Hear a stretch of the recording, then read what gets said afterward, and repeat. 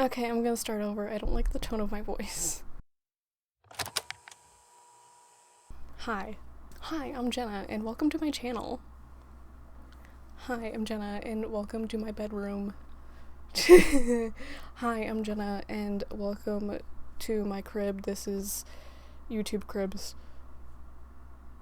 No? Okay. Hi, I'm Jenna. In case you didn't get that already, it's me. It's a me, Jenna. Today I'm going to be making a cottagecore style dress with some curtains that used to be in one of my cousin's old apartments. I have 4 of these. And I thought incorporating this, so this is on the top and bottom, this kind of embroidered part. So yeah, I feel like that's gonna be fun to try to place in certain parts of the dress.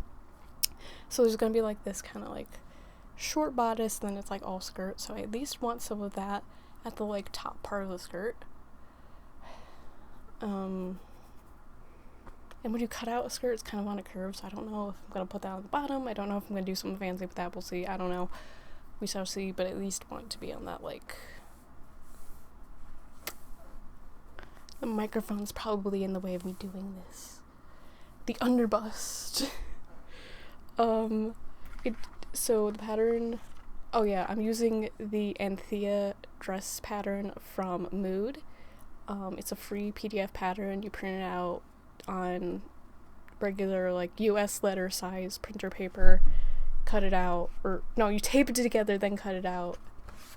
I made sure to also before I cut it out, just use a highlighter on the piece or on the size that I knew I had to cut out for myself, and I based the size I chose off of the finished garment measurements, so I'm pretty sure this will fit. So this goes from a 00 up to something. There's a lot of sizes. Even though I'm usually a 2 to 4, I am making this in a size 6. So yeah, it instructs to cut lining as well as just the regular fabric for the bodice, but I'm also going to be lining the skirt just because even though the curtains don't feel thin, they are a little see-through-y, and so I'm just going to line that just to be safe. I have some regular lightweight white fabric that I'm going to use to line it, but in case I may not have enough of that for the bodice and the skirt, I'll use the white fabric for the skirt, and then what I have for some muslin fabric that I have.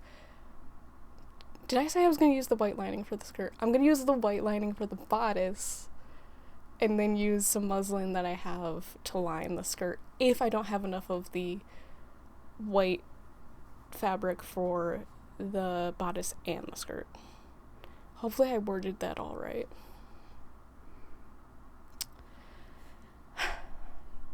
Yeah, I think that's it for the intro portion of this video. I can't think of anything else. So let's get started. Here's all the pieces printed out and taped together, and like I said, I highlighted the size I needed before cutting them out.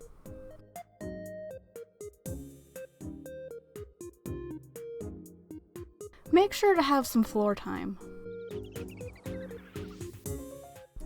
I lined up the pattern pieces in line where I wanted the pattern on the curtains to land on the dress.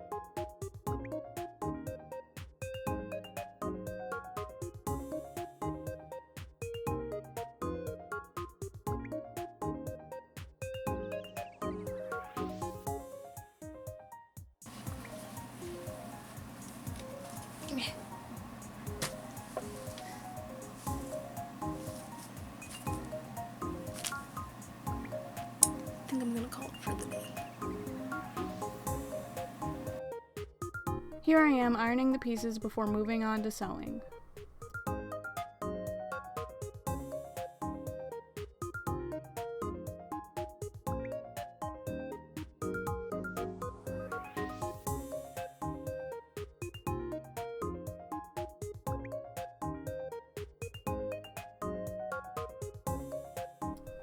I marked all the notches with a fabric pencil to make sure the pieces would be put together correctly. I could tell a bit of a difference between the front and the back of the curtain and how the stitching pattern looked, and I wanted to make sure not to mess that up and cause myself more trouble in the future.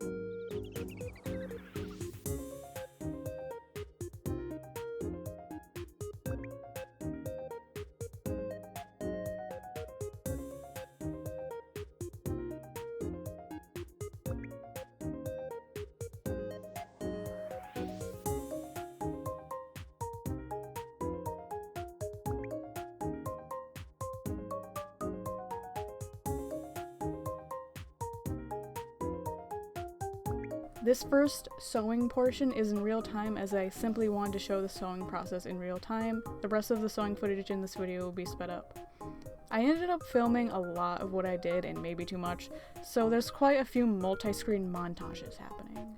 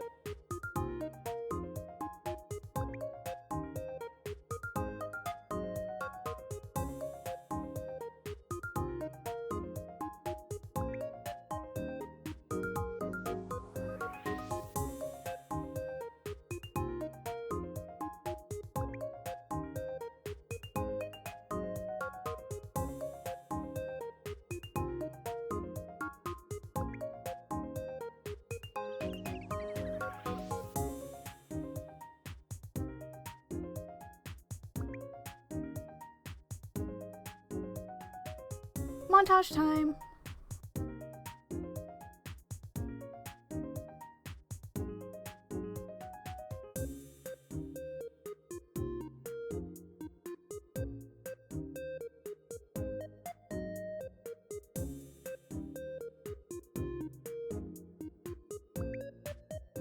For pressing the seams, I'm using this Clover mini iron from my late Mamere stash. They still make this, as well as a mini iron 2, the adapter. My sewing machine was also hers.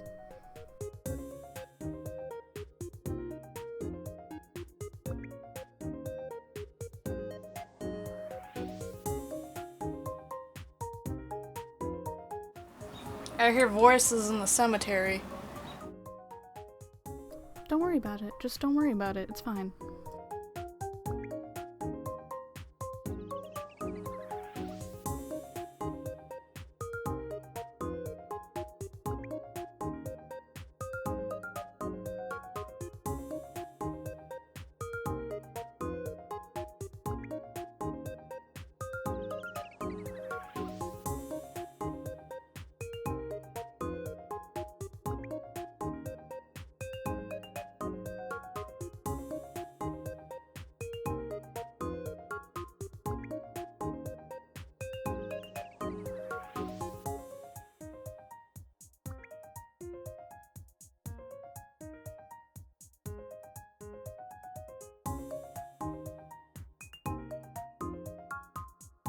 And here's where you would see me cutting those last two pieces with the rotary cutter if I hadn't blocked the camera.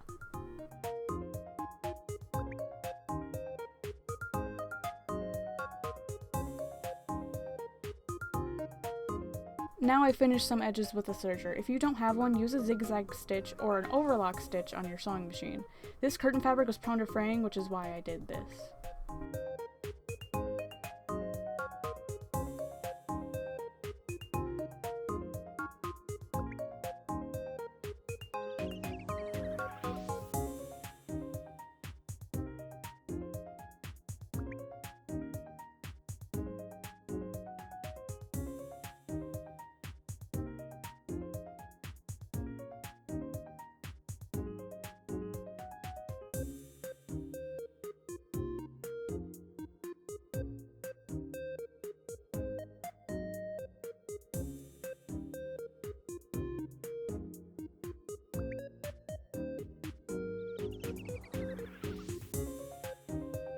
Here I used a mini ruler I had on hand to make sure I was sewing the fold just right.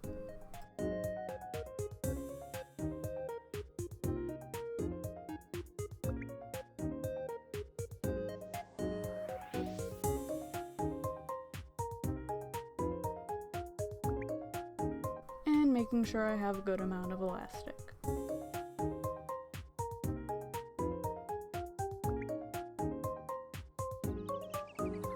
I forget who I learned this trick from, but I'm using a bobby pin to feed the elastic through. I really like this trick. The elastic went through the sleeves as well as the very top of the chest of the bodice.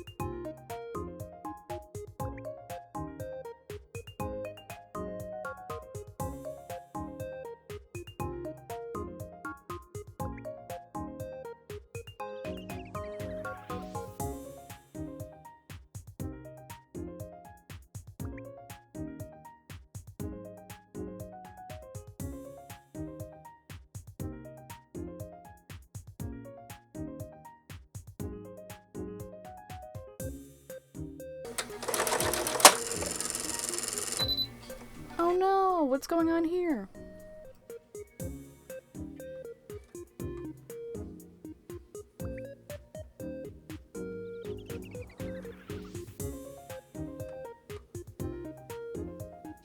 The thickness of the gathering bent my needle.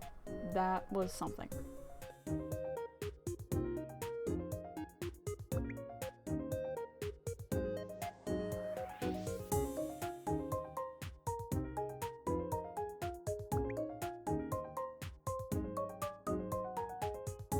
The show goes on with a new needle.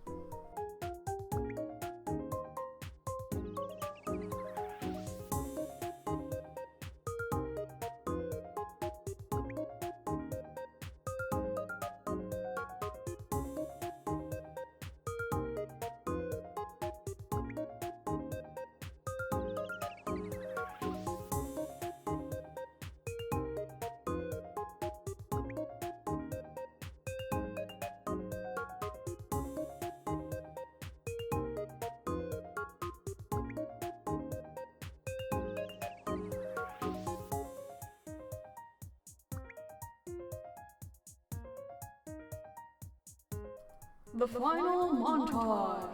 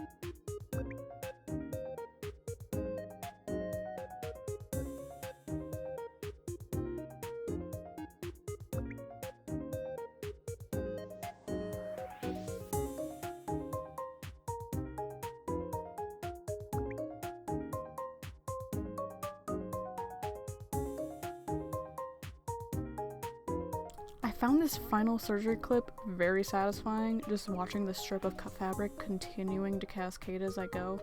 Mwah.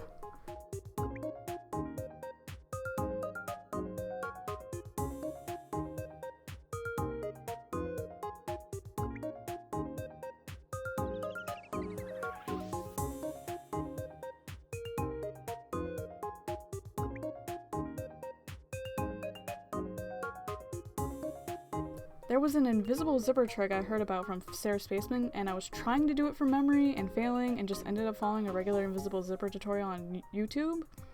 I have a normal zipper foot, but I think this would be better with an invisible zipper foot, and I should add that to my stash. There ended up being a pucker at the bottom of this zipper, but let's not talk about that. It's impressive enough to people that this is handmade, and it's also a bonus that it's upcycled.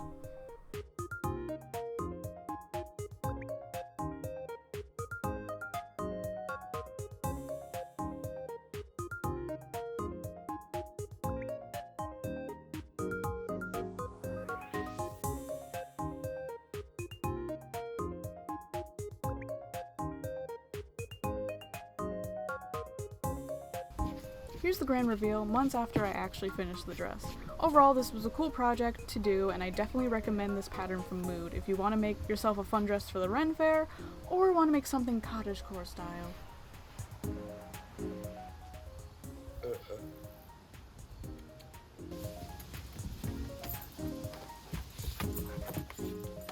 I hope you at least somewhat enjoyed this video. I would love to do more projected videos in the future, like sewing projects and cosplays, and I think I learned from this through editing it and everything where I could improve in the future. Also, Coda says hi. Hi, Coda.